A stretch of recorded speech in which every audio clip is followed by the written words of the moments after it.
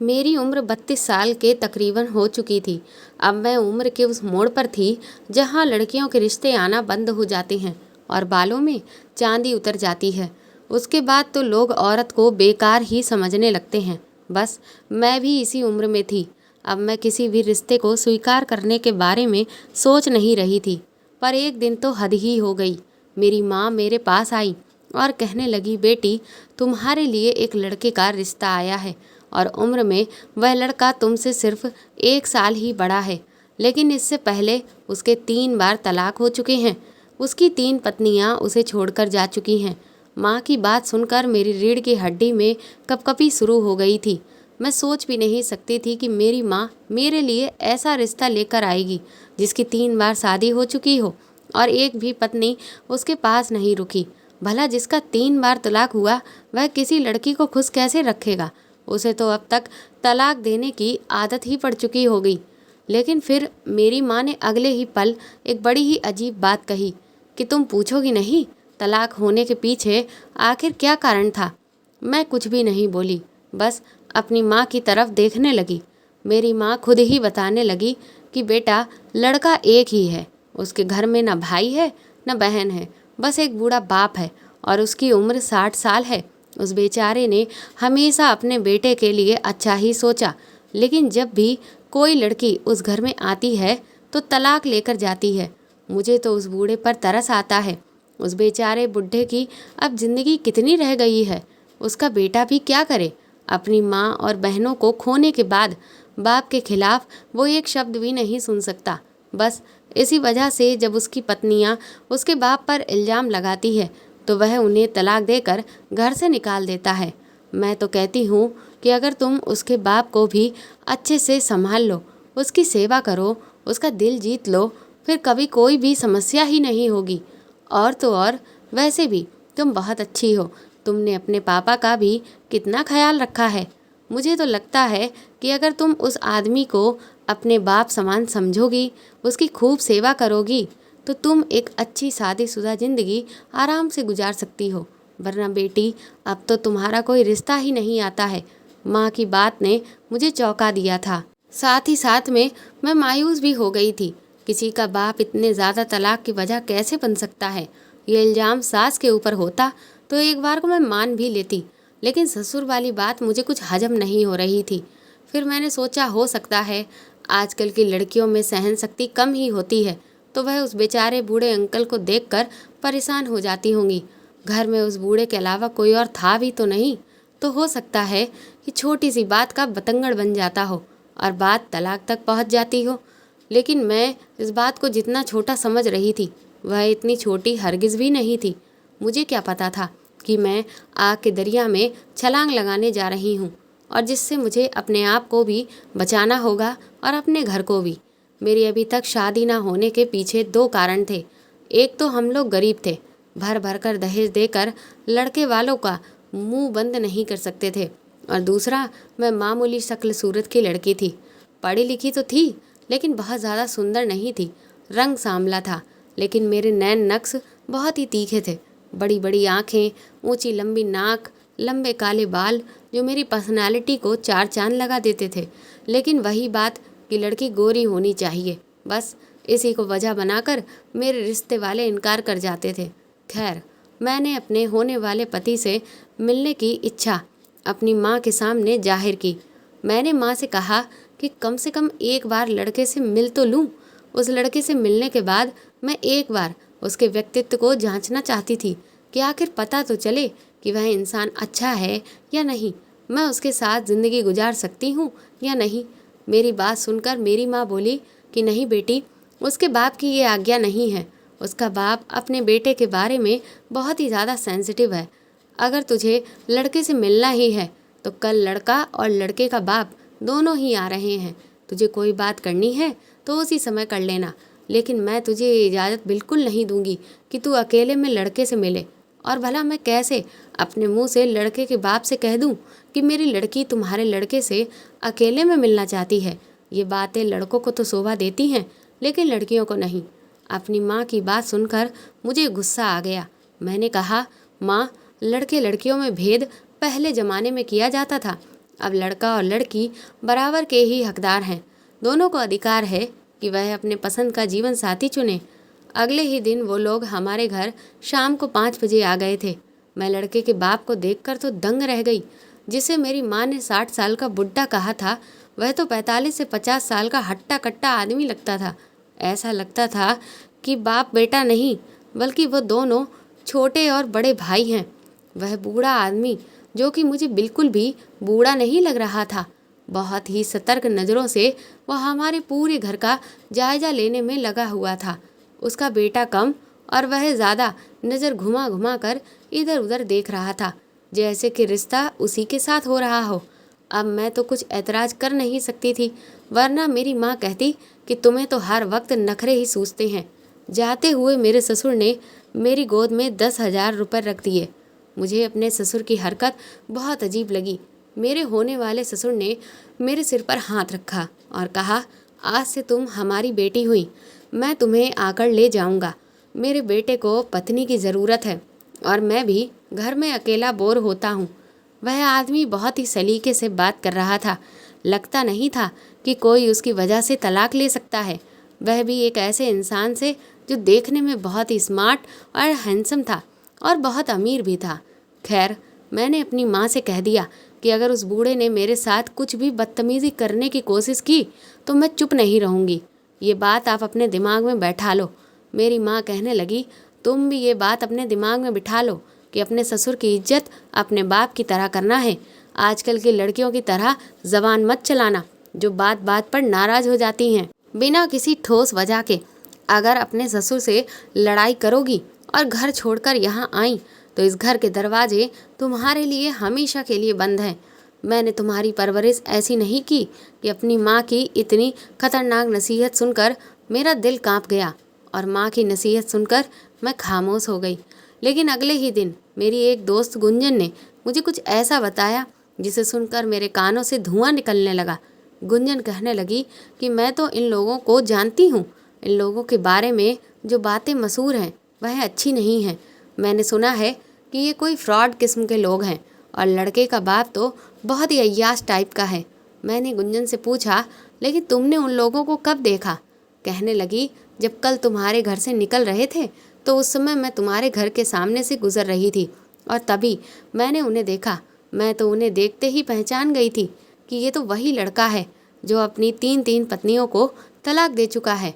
गुंजन की बात सुनकर मुझे बहुत दुख हुआ कि मेरा होने वाला पति अपनी 3 तलाक होने की वजह से पहचाना जाता है। गुंजन फिर बोली, और मुझे तो ये भी पता है कि तुम्हारे होने वाले पति के तलाक तुम्हारे ससुर की वजह से हुआ करते हैं। मैं अंदर ही अंदर कांप गई। मैंने गुंजन से कहा, तुम्हें ये पता है कि मेरे होने वाले पति के 3 बार तलाक क्यों हो चुके हैं? गुंजन कहने लगी कि मैं पता करके बताऊंगी, लेकिन ज़रूर ये बूढ़ा ठरकी है। ज़रूर कुछ ऐसी गलत हरकतें करता होगा कि उसकी 3 बहुएं तलाक लेकर चली गईं। वरना तुम खुद सोचो, घर में सिर्फ ये बूढ़ा और उसका बेटा ही तो होता है। वो अपने बेटे की शादी करवाने में लगा हुआ है। हालांकि बूढ़ा बूढ़ा तो लगता ही नहीं, खुद भी जवान लगता है। चाहे तो अपनी शादी भी कर सकता है। उसके भी तो कुछ अरमान होंगे। देखने में तो अच्छा भला जवान सा लगता है। गुंजन की ये बात सुनकर मेरे दिमाग में एक नई उलझन पैदा हो गई थी। ज़रूर कुछ गड़बड़ है जिसे मेरी माँ मुझसे छुपा रही है, और वह मेरे होने वाले ससुर और मेरे होने वाला पति भी ज़रूर एक दूसरे से कुछ ना कुछ छुपा रहे हैं। ये बातें मैंने अपनी माँ से कहीं तो मेरी माँ कहने लगी, भगवान से डरो लड़कियों, बुढ़ापा तुम्हें भी आना है, तुम्हारे माँ बाप को भी आना है कि बुढ़ापे की वजह से तुम किसी से नफरत करने लगो। हमारे ज़माने में आजकल की लड़कियां बहुत ज़्यादा समझदार हुआ करती थी, लेकिन आजकल की लड़कियों के पास तो अकल ही नहीं है। छोटी सी बात पर ही अपना घर बिगाड़ कर बैठ जाती हैं। मेरी माँ ने गुंजन को भी डांट दिया। जब मेरी माँ चली गई तो गुंजन कहने लगी, अच्छा सुन हर्षिका, ऐसा कर, तू अपने पति से बात क्यों नहीं कर लेती? सारी बातें शादी से पहले क्लियर हो जाएं तो ज़्यादा अच्छा है। अपने पति से कम कुछ पूछ ही ले। कुछ पूछ ना सही तो उसके पहले 3 बार तलाक क्यों हो चुके हैं, यही पूछ। मैंने गुंजन को बताया कि मेरी माँ ने तो इस बारे में साफ मना कर दिया है कि मैं शादी से पहले लड़के से नहीं मिल सकती। गुंजन ने कहा, फिर ऐसा कर, शादी की पहली रात ही सब कुछ क्लियर कर लेना। पूरी ज़िंदगी तुझे उस लड़के के साथ गुजारनी है। अगर कुछ गड़बड़ लगे तो सारे रिश्ते ख़त्म करके अपने घर चली आना। पूरी ज़िंदगी उस नर्क में जलने से तो अच्छा है कि थोड़ी सी बदनामी उठा ले। गुंजन की बात सुनकर अब तो मुझे डर लगने लगा था। अब तो मैं शादी के लिए भी मना नहीं कर सकती थी, क्योंकि कार्ड भी छप चुके थे। वैसे तो बहुत ही छोटा सा फंक्शन होकर शादी हो जानी चाहिए थी। माँ ने बहुत ही खास रिश्तेदारों को बुलाया था। बहुत ही सादगी से शादी होनी थी, लेकिन खबर तो फिर भी सबको हो गई थी कि हर्षिका की शादी हो रही है, और एक ऐसे इंसान से हो रही है जो अपनी 3 पत्नियों को छोड़ चुका है, वह भी अपने बूढ़े बाप की वजह से। मैं बहुत ज़्यादा डरी हुई थी। मैंने भगवान से प्रार्थना की कि हे भगवान, मेरे घर को बचाए रखना, मेरी ज़िंदगी बर्बाद होने से बचाना, और मुझे इतनी सहन शक्ति देना कि मैं अपने पति का दिल जीत सकूं और मेरा तलाक ना हो। मेरी शादी हो गई और मैं अपने ससुराल चली आई। शादी की पहली रात जब लखन मेरे पास आए तो कहने लगे कि तुम्हें यहाँ डरने की कोई ज़रूरत नहीं है। आज से तुम इस घर की मालकिन हो। तुमसे पहले मैंने 3 लड़कियों को तलाक दिया है। ये बात तो तुम्हें ज़रूर पता होगी, लेकिन जिस कारण से मैंने उन 3 लड़कियों को तलाक दिया है, मैं चाहूँगा कि वह कारण तुम पैदा ना करो। अपने पति की बात सुनकर मैं डर गई और बोली, आखिर आपने उन 3 लड़कियों को तलाक क्यों दिया? मेरी बात सुनकर लखन के चेहरे पर दुख उभर आया और कहने लगे, क्योंकि उन तीनों लड़कियों ने मेरे बाप के साथ। इससे आगे लखन कुछ बोल ही नहीं पाए। थोड़ी देर बाद लखन ने मुझसे कहा, चलो छोड़ो इस बात को। मैंने लखन से कहा, लेकिन मुझे कम से कम बताओ तो सही कि तुम्हारी तीनों पत्नियां तुम्हें छोड़कर क्यों चली गई थी। अगर मुझे पहले से सब पता होगा तभी तो मैं सावधान रहूंगी और वह गलती नहीं करूंगी जो तुम्हारी 3 पत्नियों ने की। मेरी बात सुनकर लखन बोले, हाँ बात तो तुम्हारी ठीक है, लेकिन 3 दिन तक मैं तुम्हें कुछ नहीं बताऊंगा। 3 दिन तक मैं तुम्हारे तौर तरीके और तुम्हारा रहन सहन देखना चाहता हूँ। मैं हैरान हो गई। मैंने कहा, जी कैसी बातें कर रहे हो? क्या तुम्हें मुझसे शादी करने की कोई खुशी नहीं? लखन बोले, देखो एक बात हमेशा याद रखना, मुझे हर वक्त गिले शिकवे करने वाली औरतें बिल्कुल पसंद नहीं हैं। अगर मेरे साथ रहना चाहती हो तो बहुत ही प्यार मोहब्बत से रहो। रोज़ रोज़ के कलेश मुझे बिल्कुल भी पसंद नहीं है, और इंसान जिससे शादी करता है उससे मोहब्बत हो ही जाती है। मैं मोहब्बत में विश्वास रखता हूँ। तुम मेरी पत्नी हो और मैं तुम्हें पूरी इज्जत और मोहब्बत दूंगा, लेकिन बस एक बात का ध्यान रखना, मेरे पापा पर किसी भी तरह का कोई इल्ज़ाम मत लगाना। मेरे पापा पर उंगली उठाने से पहले अच्छी तरह से सोच लेना कि अब से पहले जो 3 लड़कियां मेरी ज़िंदगी से गई हैं वह इसी वजह से गई हैं कि उन्होंने मेरे पापा पर उंगली उठाई थी। हालांकि वह लड़कियां तुमसे कई ज़्यादा सुंदर थीं। लखन की बात सुनकर मुझसे तो कुछ बोला ही नहीं जा रहा था। मैंने कहा, लखन ये आप कैसी बातें कर रहे हैं? भला शादी की पहली रात ऐसी बातें कौन करता है? मेरे पति मेरे पास बैठे और बोले, तुम्हें डरने की ज़रूरत नहीं, बस मैं तुम्हें समझा रहा हूँ कि होशियार रहना और मेरे पापा की इज्जत करना, और पापा के खिलाफ एक शब्द भी मुंह से मत निकालना।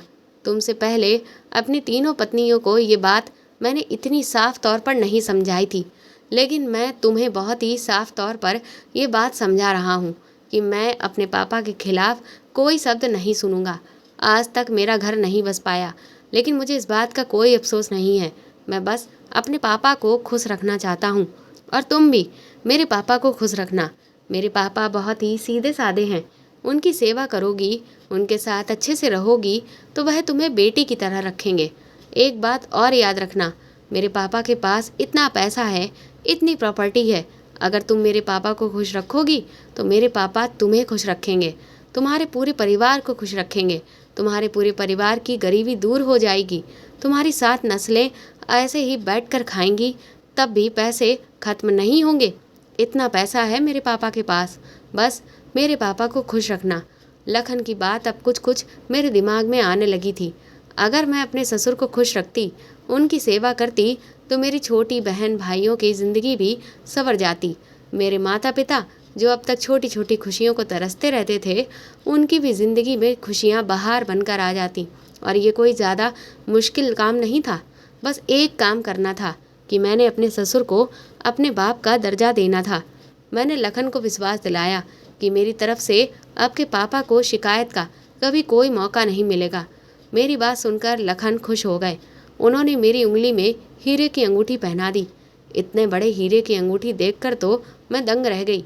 लखन बोले, हर्षिका, तुम्हें पता है कि मुझे ये अंगूठी किसने ला कर दी है? मैंने ना में सिर हिला दिया। तो लखन बोले कि मुझे मेरे पापा ने ला कर दी है कि दुल्हन को पहली रात में यही पहनाना। इससे पहले भी 3 बार मेरे पापा ने ही अंगूठी लाकर मुझे दी थी, लेकिन तलाक के बाद मैंने वह अंगूठी उन लड़कियों से वापस नहीं ली, बल्कि तलाक के बाद भी उन्हें इतना पैसा दिया कि वह चाहें तो ज़िंदगी भर आराम से बैठकर खा सकती हैं। हमने आज तक किसी के साथ नाइंसाफ़ी नहीं की है, ये बात हमारा भगवान जानता है। लेकिन हमारे समाज की विडंबना है कि हमारा समाज ऐसे मामलों में औरत का ही साथ देता है, क्योंकि औरतें मासूम और मजलूम होती हैं। हालांकि मेरी तीनों पत्नियां बिल्कुल भी मासूम नहीं थीं। उन्होंने मेरे पापा पर इतना गंदा इल्ज़ाम लगाया था कि मुझे तो अपने कानों पर विश्वास ही नहीं हो रहा था। अपने पति की बातें सुनकर मैं खामोश हो गई, और वैसे भी वह अपनी पहले तीनों पत्नियों की बुराई कर रहे थे। मुझे कुछ ज़्यादा परेशानी नहीं हो रही थी, बल्कि खुशी ही हुई थी कि उन्हें अपनी पुरानी पत्नियों में से किसी के भी साथ हमदर्दी या प्यार नहीं था। मैंने अपने दिल में पक्का इरादा कर लिया कि मैं अपने पति की हर बात मानूंगी और अपने ससुर की खूब सेवा करूंगी। तभी मेरे कमरे का दरवाज़ा खुला और मेरे ससुर अंदर कमरे में बिना दस्तक दिए हुए चले आए। मेरे ससुर के हाथ में एक ट्रे थी जिसमें दूध के 2 गिलास रखे हुए थे। मुझे बहुत अजीब लगा अपने ससुर की इस हरकत पर, लेकिन लखन जल्दी से उठकर खड़े हो गए और बोले, पापा, आपने क्यों परेशानी उठाई? आप मुझे आवाज़ दे देते, मैं खुद ही आ जाता। मेरे ससुर मेरी तरफ देखते हुए बोले, ये दूध तुम दोनों ज़रूर पी लेना। सोने से पहले दूध पियोगे तो सारी थकान उतर जाएगी। लखन बोले, थैंक यू पापा, आप हमारा कितना ख्याल रखते हैं। भगवान आपका साया हमारे ऊपर हमेशा बनाए रखे। ऐसा कहकर लखन ने एक गिलास मेरी तरफ बढ़ा दिया और एक गिलास खुद पकड़ लिया। मेरे ससुर चले गए। लखन ने गेट बंद किया और अपना दूध खिड़की से नीचे गिरा दिया। मुझे बहुत ज़्यादा हैरत हुई। मैंने पूछा, आपने दूध क्यों फेंक दिया? तो लखन कहने लगे, असल में मुझे दूध पसंद नहीं है। दूध पीने से मेरा जी मिचलाने लगता है, लेकिन जब पापा मुझे दूध पीने के लिए देते हैं तो मैं पापा का दिल रखने के लिए दूध तो ले लेता हूँ, लेकिन उसे पीता नहीं हूँ। खिड़की के नीचे एक कटोरा रखा हुआ है, मैं उसमें दूध डाल देता हूँ और एक बिल्ली आकर उस दूध को पी जाती है। तुम टेंशन मत लो, तुम बेफिक्र होकर ये दूध पी सकती हो, तुम्हें कुछ नहीं होगा। लखन की बात सुनकर मैं डर गई। मुझे ऐसा लगा जैसे वह मुझसे कुछ छुपा रहे हैं। मैंने कई बार पूछा, लेकिन लखन ने कोई जवाब नहीं दिया। फिर मैं भी चुप हो गई। आज हमारी सुहाग रात थी और मैं बिना किसी वजह के लखन का मूड खराब नहीं करना चाहती थी। लखन ने पूरी रात मुझे अपनी मोहब्बत की बारिश में लपेटे रखा। ये सोचकर मुझे बहुत ज़्यादा हैरत हुई कि इतने प्यार करने वाले पति को छोड़कर आखिर वह तीनों लड़कियां क्यों चली गई थीं। सुबह मेरी आँख खुली तो लखन बिस्तर पर नहीं थे, शायद बाथरूम में थे, क्योंकि पानी गिरने की आवाज़ आ रही थी। अभी मैं बेड से उठी भी नहीं थी कि तभी मेरे ससुर दरवाज़ा खोलकर अंदर आ गए। मुझे बहुत अजीब लगा, क्योंकि मैं बहुत ही अस्त व्यस्त कपड़ों में थी। मैंने जल्दी से पास पड़ा दुपट्टा उठाकर अपने कंधों पर डाल दिया। मुझे अपने ससुर की ये हरकत पसंद नहीं आई, लेकिन फिर भी मैं चुप रही। मैं एक रात की दुल्हन थी, कुछ कह भी नहीं सकती थी। और दूसरी बात, वो मेरे पति के पिताजी थे और उन्होंने साफ कह दिया था कि मेरे पिताजी की कभी कोई शिकायत का मौका मत देना। इस समय मैं चुप रही। मेरे ससुर आगे बढ़े और उन्होंने मेरे सर पर एक लाल रंग की चुन्नी डाल दी और बोले, बेटी, ये बहुत ही शुभ चुन्नी है। शादी का पहला दिन तुम इसे पहन कर रखना, तुम्हारी ज़िंदगी खुशियों से भर जाएगी। तुम्हें तुम्हारी ज़िंदगी में कोई दुख नहीं होगा। मैं अपनी और बहुओं को भी सुबह सुबह चुन्नी ला कर दी थी, लेकिन उन्होंने मुझे कमरे से बेइज्जत करके निकाल दिया था और ये चुन्नी लेने से साफ मना कर दिया था। लेकिन मुझे पूरा विश्वास है कि तुम ऐसा नहीं करोगी।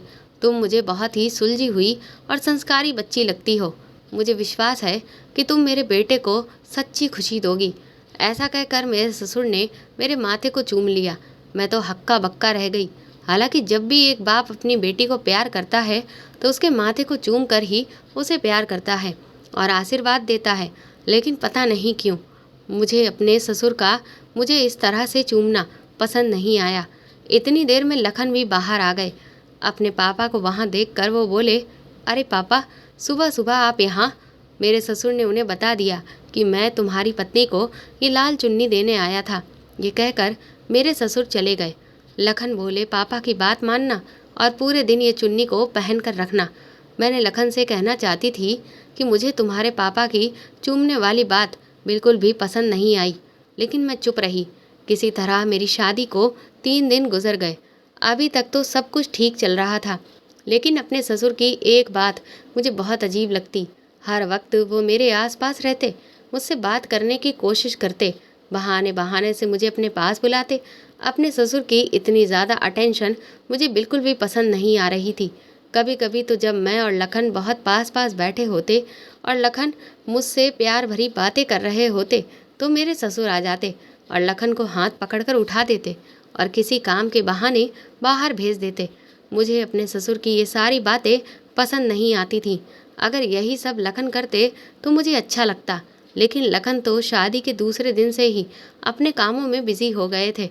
अब मैं धीरे धीरे इस घर से जुड़ने लगी थी। मेरे मन में ये एहसास होने लगा था कि ये घर मेरा है और इस घर की अब मालकिन मैं हूँ। मैं पूरा मन लगाकर घर की साफ सफाई करती, उसका ध्यान रखती।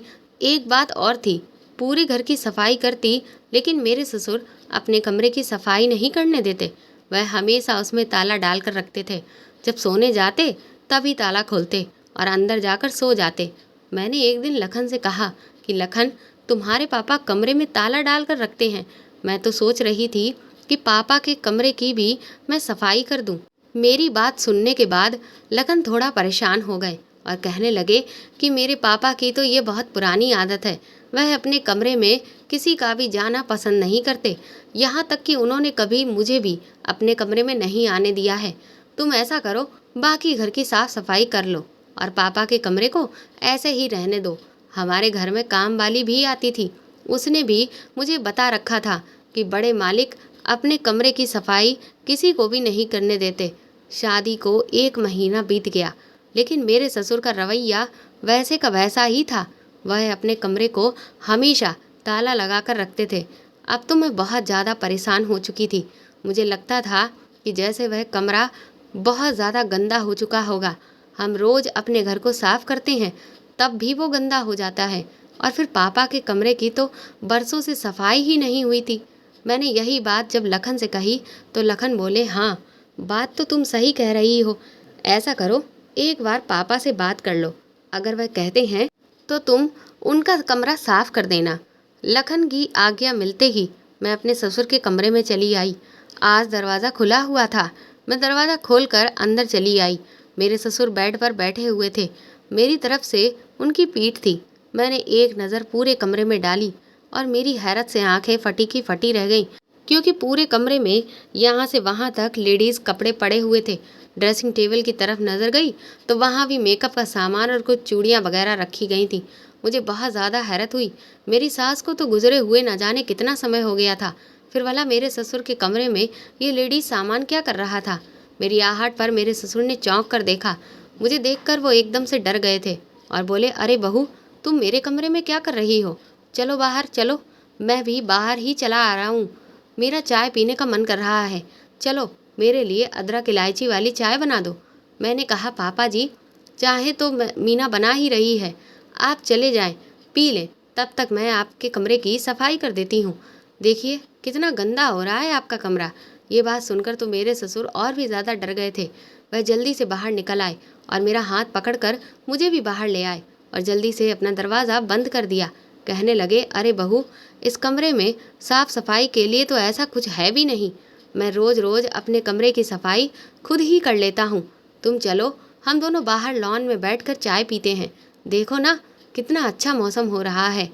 अब जब वो पापा जी खुद ही कमरे की सफाई नहीं करवाना चाहते थे तो फिर मैं क्या कर सकती थी। मैं भी बाहर आ गई। तब तक मीना चाय बनाकर ले आई थी। मैंने बेमन से चाय पी और अपने कमरे में चली आई। अगले दिन मेरी दोस्त गुंजन का फ़ोन मेरे पास आया। वो कहने लगी, हर्षिका, मुझे तो लगता है कि तुम्हारे ससुर लड़कियों का कारोबार करते हैं, वरना तुम खुद ही सोचो, तुम्हारे पति की तीनों पहली पत्नियां आखिर कहाँ गईं? आज तक उनका कोई अता पता नहीं है। कि वह कहाँ से आई थीं और कहाँ चली गईं। ज़रूर कुछ दाल में काला है। ज़रूर तुम्हारा ससुर लड़कियों का बिजनेस करता है, तभी तो तुम्हारा ससुर इतना पैसे वाला है। गुंजन की बात सुनकर अब तो मुझे भी यही लगने लगा कि ज़रूर दाल में कुछ काला है। ज़रूर मेरे ससुर के कमरे में कुछ ऐसा राज है जो मुझसे छुपाया जा रहा है।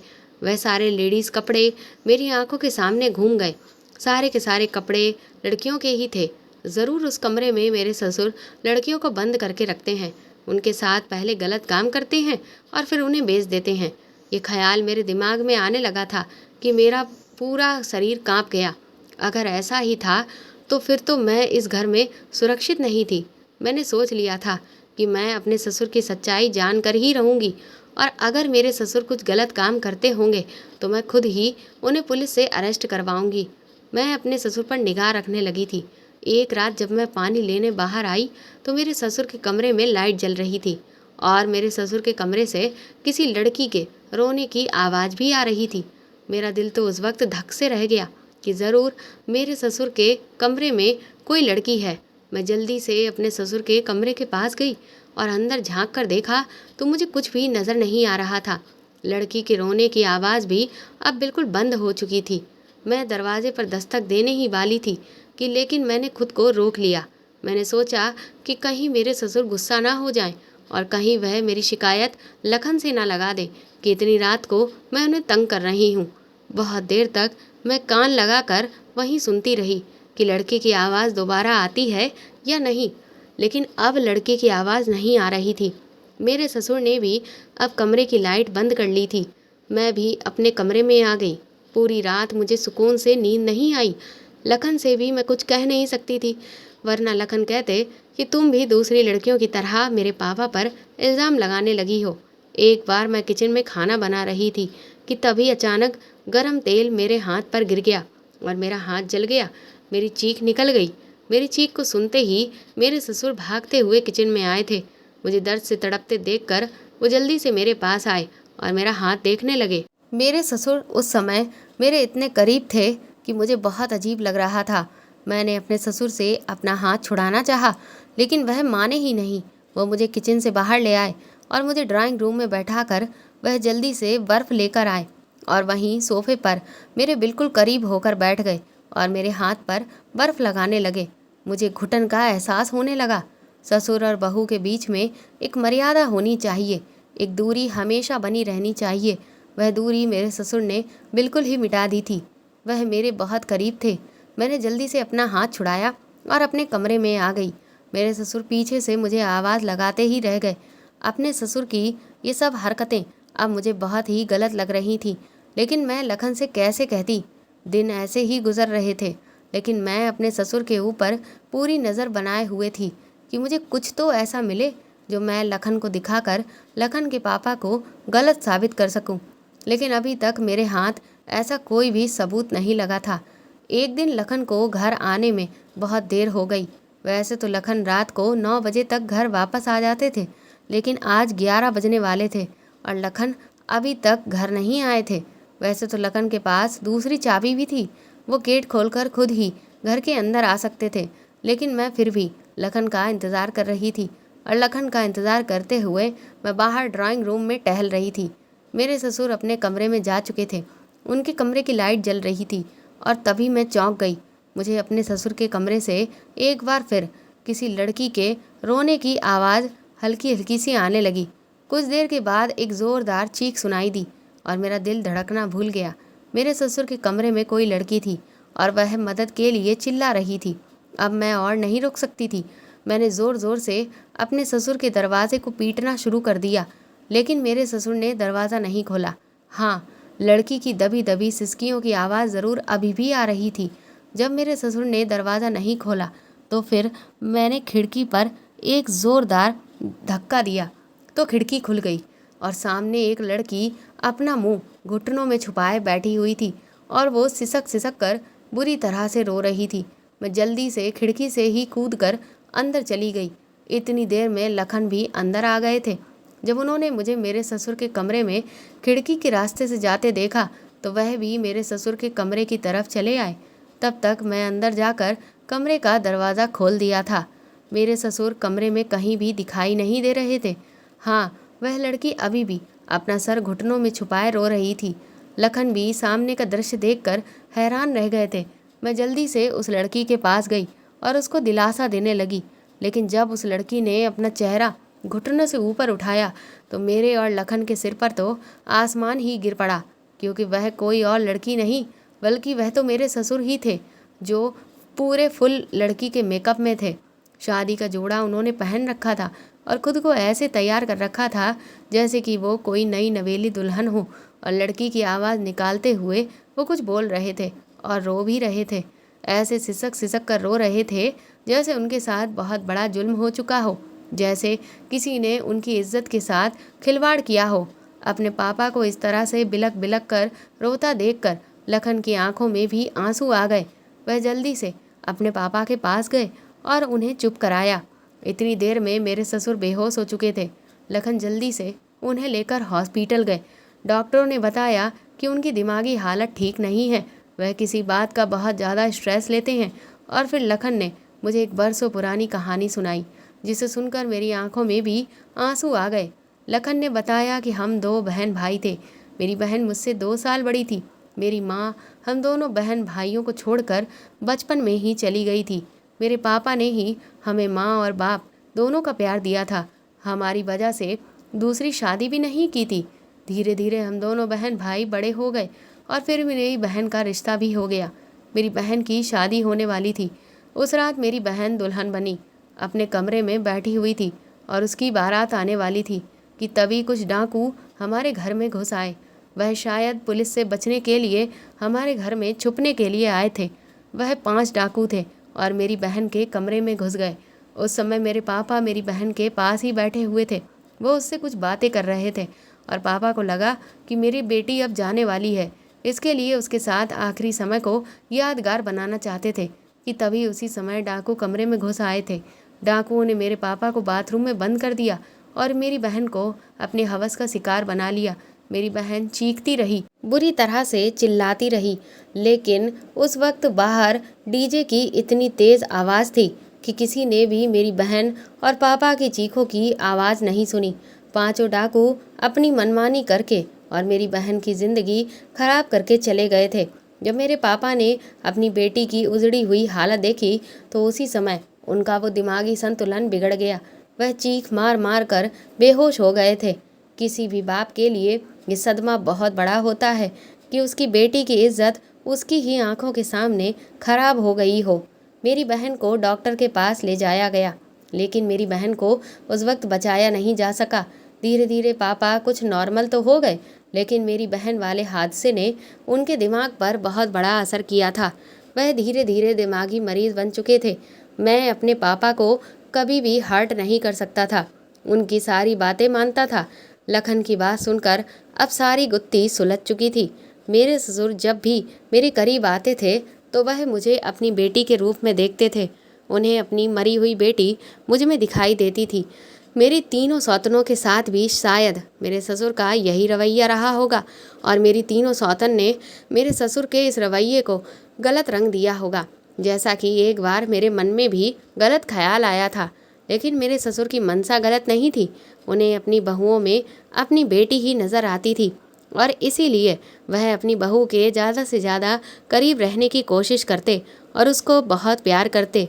कभी कभी तो वो अपने बेटे लखन को भी डाकू ही समझने लगते थे, इसीलिए वह लखन को अपनी बहू के पास से हटा देते थे। ऐसा करके वह अपनी बेटी की रक्षा करते थे।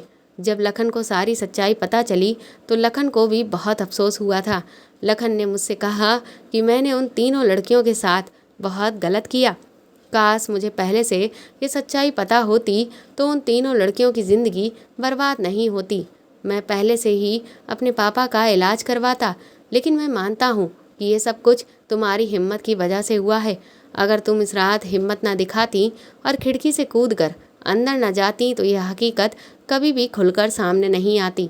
अब एक अच्छे हॉस्पिटल में मेरे ससुर का इलाज चल रहा है और डॉक्टरों ने उम्मीद दिलाई है कि मेरे ससुर जल्द से जल्द ठीक हो जाएंगे। दोस्तों, कभी कभी समस्याओं का समाधान समस्याओं को छुपाने में नहीं बल्कि समस्याओं को बताने में होता है।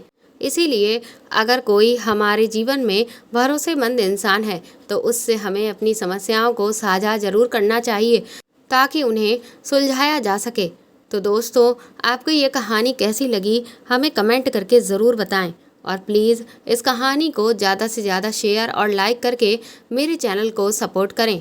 साथ ही अगर आप चाहें तो मुझे सुपर थैंक्स भी खरीद कर दे सकते हैं। सुपर थैंक्स का ऑप्शन आपको इस वीडियो के नीचे दिए हुए सभी ऑप्शंस में दिख जाएगा, जो कि हार्ट शेप में बने हुए डॉलर के साइन के तौर पर है। और अगर आप मेरे चैनल पर नए हैं तो सब्सक्राइब करके बेल आइकन को ज़रूर दबा दीजिएगा, ताकि आगे भी मैं आपको ऐसी ही अच्छी कहानियाँ सुनाती रहूँ। Thank you.